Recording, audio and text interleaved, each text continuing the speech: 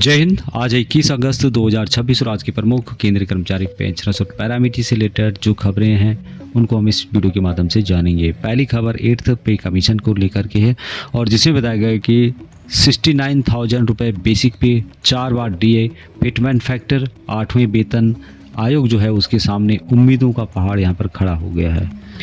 8वें पे कमीशन को लेकर के इस समय सरकारी कर्मचारियों के बीच खूब चर्चा हो रही है और आप जानते होंगे कि 8th पे कमीशन का जो पैनल है वहाँ कर्मचारी संगठनों से, स्टेक होल्डर से या जो भी कर्मचारी पूर्व सैनिकों से रिलेटेड यूनियंस हैं कर्मचारियों के, उनसे मुलाकात कर रही है। इसी महीने 8-10 अगस्त को कमीशन ने दिल्ली में बैठक की थी और आने वाले समय में कई और जो सिटीज़ है वहाँ पर उनका प्रस्ताव है। जैसे कि आपने देखा होगा जयपुर, पांडिचेरी, उसके अलावा चंडीगढ़ में उनका जाने का जो डेटें हैं वो फिक्स हो चुकी है। यहाँ पे बताया गया है कि कर्मचारियों की तरफ से सबसे अधिक मांग फिटमेंट फैक्टर को लेकर किया जा रहा है। दिल्ली मीटिंग आयोग जो हुई थी यहाँ पर 3.83 फिटमेंट फैक्टर संगठनों की तरफ से हुई थी। अब यहाँ पर जो बात निकल के आ रही है जिसमें बताया गया कि बेसिक को लेकर के कर्मचारियों की कोई बात नहीं हुई, बल्कि यहाँ पर संगठनों की तरफ से अधिक जो मांग की गई वहाँ फिटमेंट फैक्टर की मांग की गई। बेसिक से ज़्यादा यदि फिटमेंट फैक्टर यहाँ पर डायरेक्ट बढ़ जाता है तो बेसिक अपने आप बढ़ जाएगा। और यहाँ पर बताया गया कि फिटमेंट फैक्टर की ही गुणांक में बेसिक बढ़ेगा। अगर 8वें पे कमीशन में फिटमेंट फैक्टर 3.83 रखा जाता है तो इस तरह से बेसिक कम से कम 69,000 रुपये हो जाएगा। दूसरी यहाँ पर जो इम्पोर्टेंट बात रही जिसमें कि फैमिली यूनिट भी 5 की मांग की गई। मौजूदा समय में फैमिली यूनिट 3 है, लेकिन इसे अब 5 करने की मांग केंद्रीय कर्मचारी संगठनों के द्वारा की गई है क्योंकि माता पिता को भी फैमिली यूनिट में जोड़ा जाए। इसके अलावा एचआर जो होता है उसको लेकर के मांग हुई है। संगठनों का कहना है कि मौजूदा जो एचआर है जो वह दिल्ली, मुंबई जैसे शहरों के लिए पर्याप्त नहीं है। हाउस रेंट अलाउंस जो है इसे बढ़ाया जाए। डीए पर भी मांग की गई है। कुछ संगठनों ने साल भर में 4 बार डीए की मांग की है। उनकी अपील रही है कि 4 बार डीए बढ़ना चाहिए। वहीं कई संगठनों ने 25% डीए होने पर उसके मर्ज करने की बात या मांग उनके द्वारा की गई है।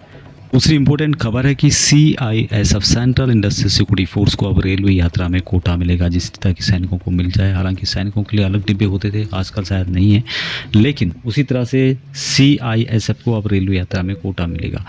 अभी CISF ही नहीं बल्कि सभी जो सेंट्रल आर्मर्ड पुलिस फोर्स है सभी को मिलना चाहिए।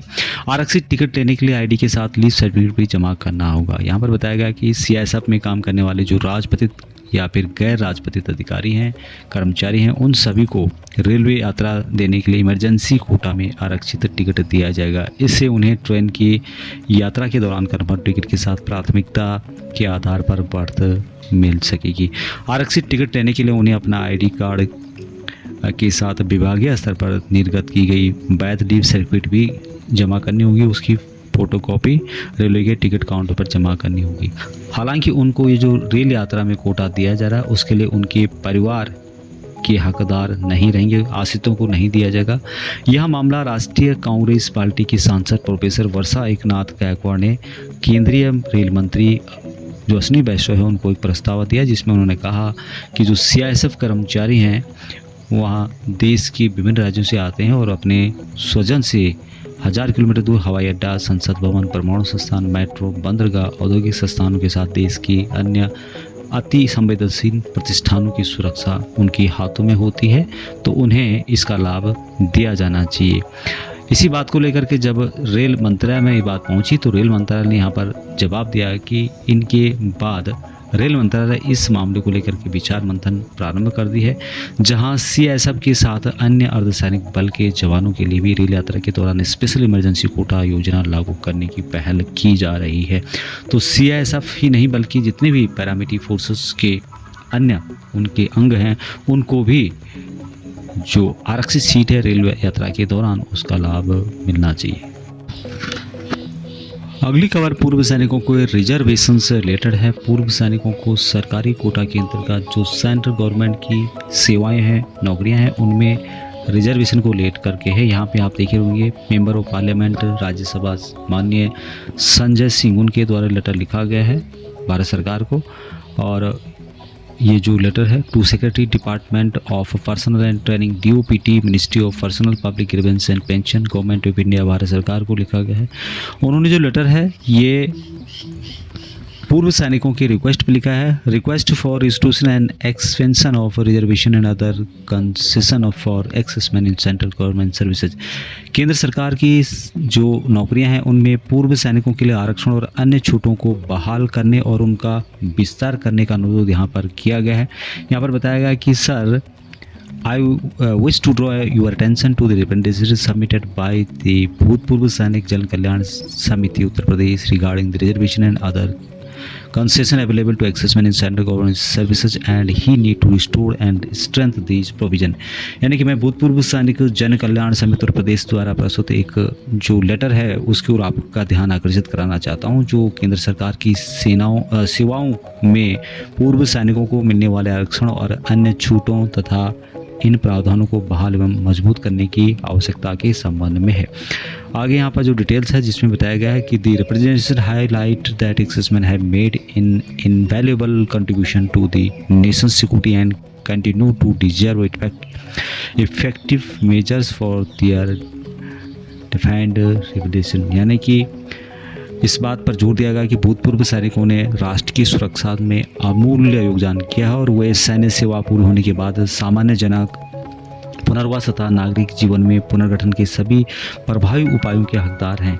इससे यहाँ भी उल्लेख किया गया है कि सशस्त्र बलों से हर साल बड़ी संख्या में सैनिक जो पूर्व सैनिक हैं वह रिटायर होते हैं, सेवानिवृत्त होते हैं और जिसके बाद उनके पास महत्वपूर्ण पारिवारिक और सामाजिक जिम्मेदारी होती है। हाँ, आगे इसमें जो मेंशन किया गया, the representation further traces the evolution of reservation ex-servicemen in government employment.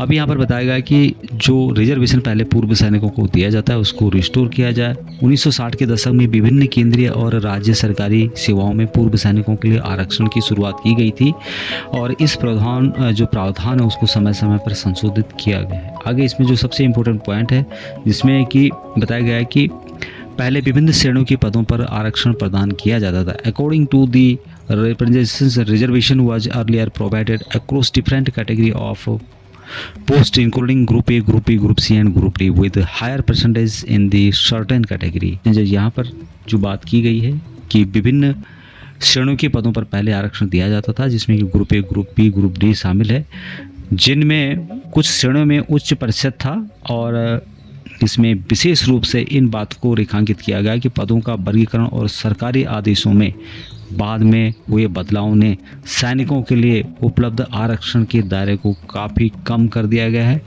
और अभी भी वही है कि पूर्व सैनिकों को जो रिजर्वेशन दिया जा रहा है वहाँ बहुत कम है और उसको सीमित कर दिया गया है। तो यहाँ पर बात की गई है कि जो पहले ए, बी ग्रुपों में रिजर्वेशन दिया जाता था, काफ़ी ग्रुप हैं, उनको रिस्टोर किया। अंत में पूर्व सैनिकों, पैरामिलिट्री फोर्स सभी के लिए जॉब से रिलेटेड जानकारी है। यदि आप हिंदुस्तान एरोनॉटिक्स लिमिटेड हाल में हेलीकॉप्टर डिवीज़न के अंतर्गत नौकरी करना चाहते हैं तो ये जॉब आपके लिए हो सकती है। सिक्योरिटी गार्ड की पोस्ट है और ये प्राइवेट रहेगी। सिक्योरिटी गार्ड की रिक्वायरमेंट है 34,000 रुपये प्लस PF और रहना फ्री रहेगा। 4 वीकली ऑफ दिए जाएंगे पर मंथ के हिसाब से। CL आपको महीने में 1 दिया जाएगा। सैलरी यहाँ पर 34,000 प्लस PF दिया जाएगा। बेंगलुरु कर्नाटका के अंतर्गत जॉब लोकेशन है। एलिजिबल कौन रहेंगे? आर्मी, BSF, CISF और अदर फोर्सेस के जो भी आना चाहते हैं बेल्ट वाली नौकरी के। PF, वर्कमैनशिप और सेफ वर्किंग एनवायरनमेंट दिया जाएगा। सिक्योरिटी से रिलेटेड यहाँ पे काम रहेगा और ज़्यादा जानकारी के लिए यहाँ पे जो नंबर दिया गया है आप उनसे बात कर सकते हैं यदि आप जॉब करना चाहते हैं तो।